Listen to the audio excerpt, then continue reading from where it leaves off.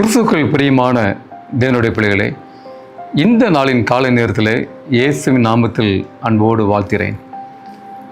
தேவனுடைய பரிபூர்ண ஆசீர்வாதம் இந்த நாளில் உங்களோடு கூட இருப்பதாக. இன்றைய ஜீவ வார்த்தையாக 143வது சங்கீதம் வசனம் 10 வாசிக்கிறேன், நன்றாய் கவனிங்கள். உமக்கு பிரியமானதை செய்ய எனக்கு போதித்திரலும். நீரே என் தேவன், உங்களுடைய நல்ல ஆவி என்னை செம்மையான வழியிலே நடத்துவராக. எனக்கு அன்பான தேவனுடைய பிள்ளைகளே, ஒரு அருமையான ஜீவ வார்த்தை நான் வாசிக்க கேட்டோம். பத்னாய தாவீது சொல்கிறார், ஆண்டவரே உமக்கு பிரியமானதை செய்ய எனக்கு போதித்தரலும். உங்களுடைய நல்ல ஆவி என்னை செவ்வையான வழியில் நடத்துவாராக. இது எப்படிப்பட்ட ஒரு முக்கியமான ஜெபம் பிரியமானவர்களே.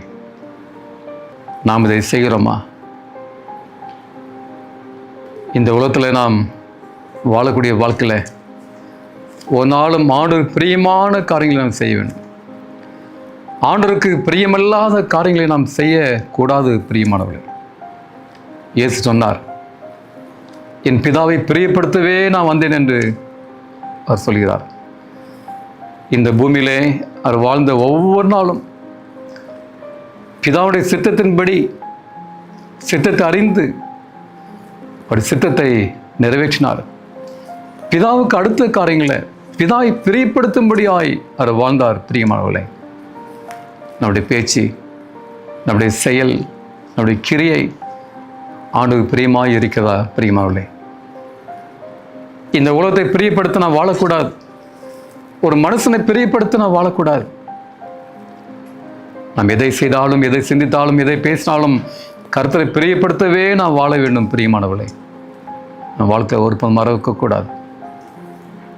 ஒரு கணவன் தன் மனைவியை பிரியப்படுத்தி, மனைவி தன் கணவனை பிரியப்படுத்தி வாழும்பொழுது அந்த குடும்பம் எப்படி இருக்கும்?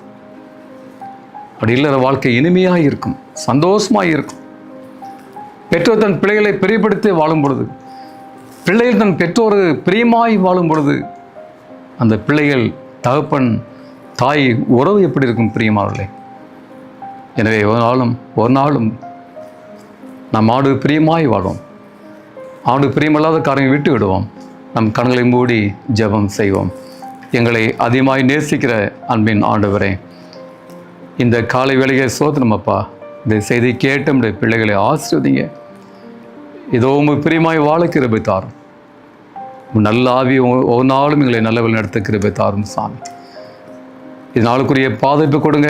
நீ கூடவே இருங்க, ஆசீர்வதிங்க, வளர்த்துங்க, எல்லா தேவைகளையும் சந்திங்க, பாரங்களை சுமந்து கொள்ளுங்க. இயேசு நாமத்தில் வேண்டிக் கொள்கிறேன் பரலோகத்தின் பரம தகப்பனே, ஆமேன் ஆமேன். கர்த்தருடைய ஆசீர்வாதம் உங்களோடு கூட இருப்பதாக. ஆமேன்.